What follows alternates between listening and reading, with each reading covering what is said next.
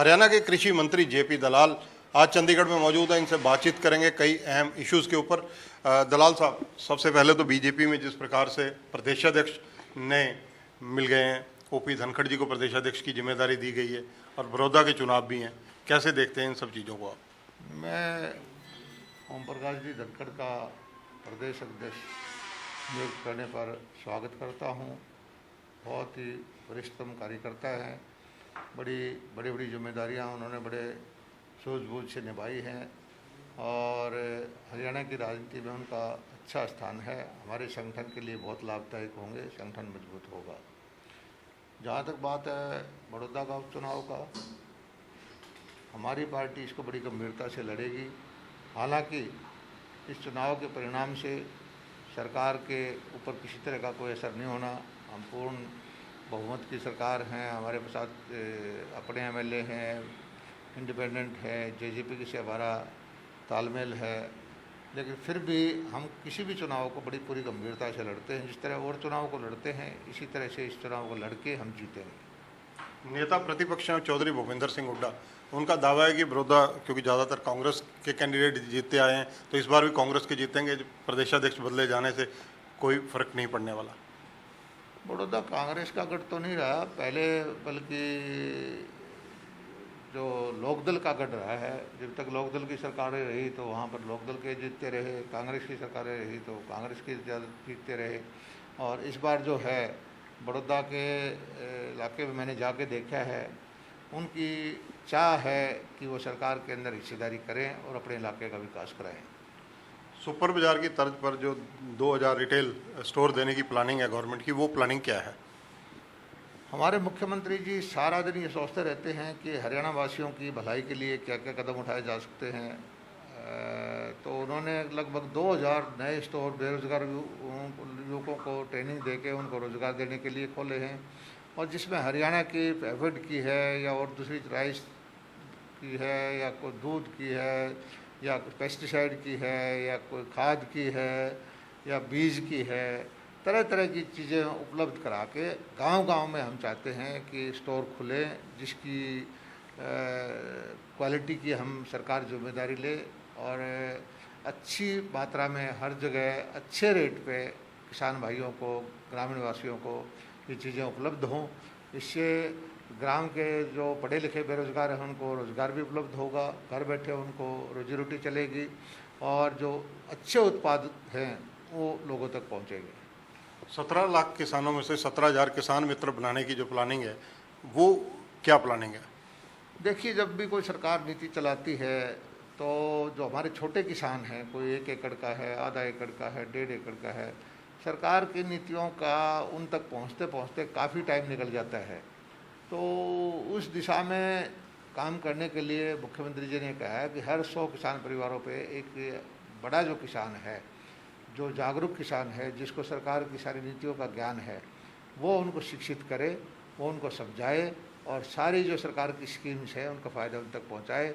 ऐसी हमारी सोच है, ये अच्छी सोच है। जो केंद्र ने अब 3 अध्यादेश जारी किए हैं, उनमें से 2 को लेकर बहुत ज़्यादा किसान संगठन इस वक्त अवरोध पैदा कर रहे हैं, काफ़ी ज़्यादा शोर शराबा मचा रहे हैं और उनका कहना है कि उनके साथ ज्यादती हो रही है, क्योंकि कहीं ना कहीं जो कृषि बोर्ड है, मंडी बोर्ड है, उसको समाप्त किए जाने की प्लानिंग है। देखिए, जब से हमारे जो लोकप्रिय नेता नरेंद्र मोदी जी प्रधानमंत्री बने हैं, उनका सबसे ज़्यादा फोकस है वो किसान की तरफ रहा है। चाहे वो यूरिया की कालाबाजारी होती थी, उस पर नीम लेपर करवाया, अच्छे बीज उपलब्ध कराने की बात हो और सिंचाई की योजनाओं पे ज़्यादा छूट देने की बात हो और अच्छे जो भाव है किसानों के हर साल अच्छे भाव बढ़ाएं और फसल की बिजाई के वक्त ही भाव डिक्लेयर कर दे, ताकि किसानों को पता हो कि मेरी जो उत्पाद है किस भाव में बिकेगा।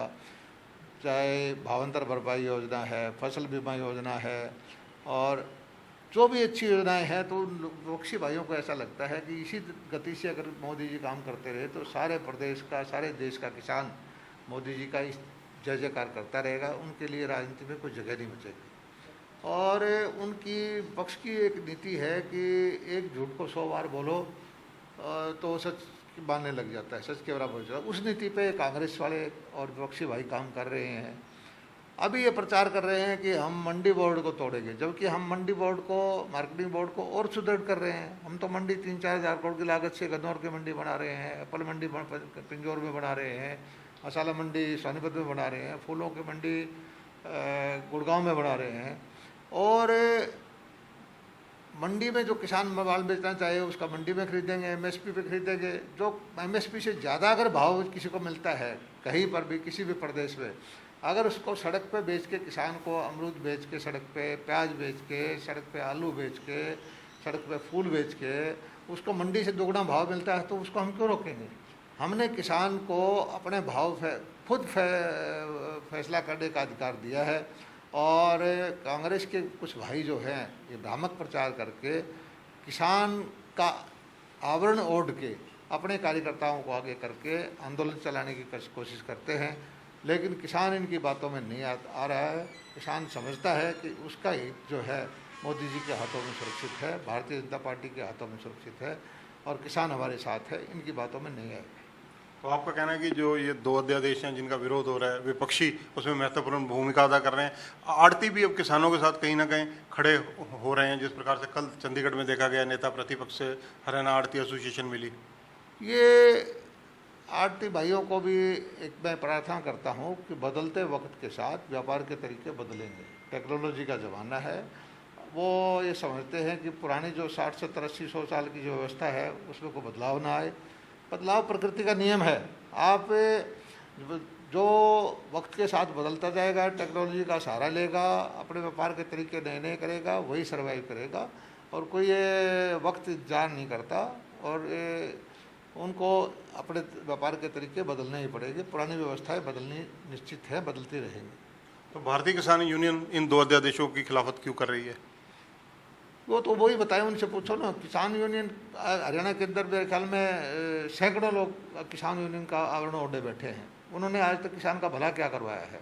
वो कोई किसी पार्टी से जुड़ी हुई है, कोई किसी पार्टी से जुड़ी हुई है, नाम किसान का, खर्चा पानी कहीं से मिलता है, ध्येय कुछ है, अपनी राजनीति छोटी मोटी चमका के और ये करते रहते हैं। मैं समझता हूँ कि इस देश में कभी कुछ फतवे जारी करने वाले हैं, कुछ ये किसान यूनियन का आवरण ओढ़ के जो है, इन्होंने कभी किसी ना समाज का भला किया ना किसान का भला किया। जो फसल बीमा योजना है उसको लेकर 600 से 1600 रुपये किए जाने के विरोध में इनेलो भी सड़कों पर उतरने की चेतावनी दे रही है।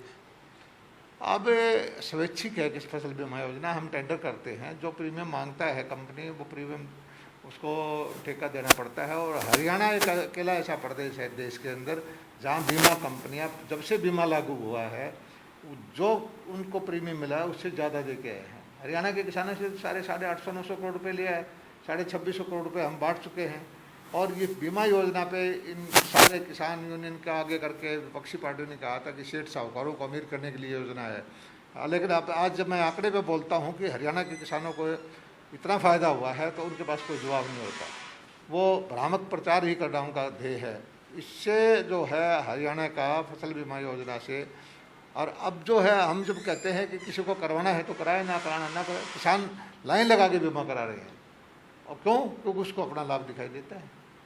हरियाणा सरकार जो है शैक्षणिक संस्थानों के साथ मिलकर मृदा परीक्षण लैब खोलने जा रही है जगह जगह जिला स्तर पर। मुख्यमंत्री जी ने भी पीछे बताया, उसका क्या औचित्य रहेगा? नहीं, हम तो ऐसा है कि सुधार की तरफ टेक्नोलॉजी के माध्यम से बहुत सारा सुधार कर रहे हैं। हम हर मंडी में हमने सॉइल टेस्टिंग लेबोरेटरी खोल दी, शैक्षणिक संस्थाओं में हम खोलने की जा रहे हैं। और ड्राइविंग के लाइसेंस भी हम स्कूल के टाइम में देना चाहते हैं। उनको किसी भी चीज़ का सर्टिफिकेट है, डोमिसाइल सर्टिफिकेट जो है हम स्कूल कॉलेज में देने जा रहे हैं। धीरे धीरे करके जो ये भ्रष्टाचार है छोटा नीचे स्तर पर, इसको टेक्नोलॉजी के माध्यम से खत्म किया जा सकता है। ये हम करने जा रहे हैं। और ये जो मेरे किसान भाइयों से मेरी प्रार्थना है कि अपनी सॉइल टेस्टिंग कराएं। बगैर भूख के जैसे आप खाना खाओगे तो उल्टी आएगी, हमारी धरा का भी यही हाल है। बगैर ज़रूरत के उसमें आप यूरिया या पोटाश या जिंक या कुछ भी डालोगे तो उसका फ़ायदा नहीं, नुकसान ज़्यादा होगा। जो पिछले दिनों टिड्डी दल का हमला हुआ, एक दौर तो निकल चुका है, ऐसी संभावना है कि दोबारा फिर टिड्डी दल आ सकता है। पहले दौर में ऐसा भी सुनने में मिल रहा है कि कई जगह दवाई की जगह पानी का छिड़काव हुआ। क्या कार्रवाई की गई विभाग के द्वारा? ये मैंने भी सुना है कि कांग्रेस के भाई प्रचार करते हैं कि हमने पानी का बचाव किया है। पहले तो भगवान से प्रार्थना करता हूँ कि हमारे यहाँ टिड्डी दल और ना आए, लेकिन टिड्डी दल अगर कोई आता है तो हमारे छिड़काव को देखने के लिए कांग्रेस किसी आदमी को स्वयंसेवक बना के भेजे और टिड्डियों के साथ उसको खड़ा करे, फिर हमारी दवाई का असर टेस्ट कर ले, उनको पता चल जाएगा हमारा पानी का छिड़काव है या पेस्टिसाइड का छिड़काव है।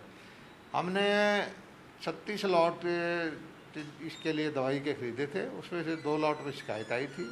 उन शिकायतों के हमने खुद जांच कराई, खुद संज्ञान लिया, खुद एफआईआर लिखाई, खुद कंपनी को ब्लैक लिस्ट करने का कार्रवाई की और बड़ा सख्त हमने मैसेज दिया है कि किसी भी तरह की थोड़ी सी भी जो है करप्शन के प्रति या जीरो टॉलरेंस जो हमारी नीति है मुख्यमंत्री जी की, हम उस पर डटे हुए हैं।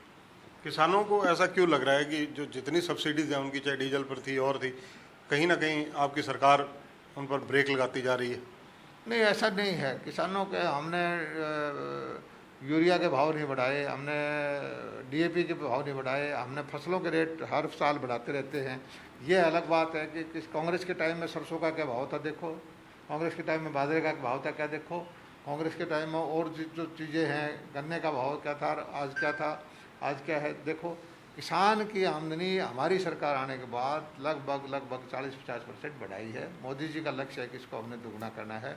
हम उस दिशा में एक एक कदम करके चल रहे हैं और हम उस लक्ष्य को प्राप्त करेंगे। दलाल साहब, एक चीज़ और है, जिस प्रकार से अब ये चावल घोटाला निकल कर आया, करनाल में काफ़ी हाईलाइट हो रहा है, ऐसी चीज़ों से निपटने की आपकी क्या तैयारी है?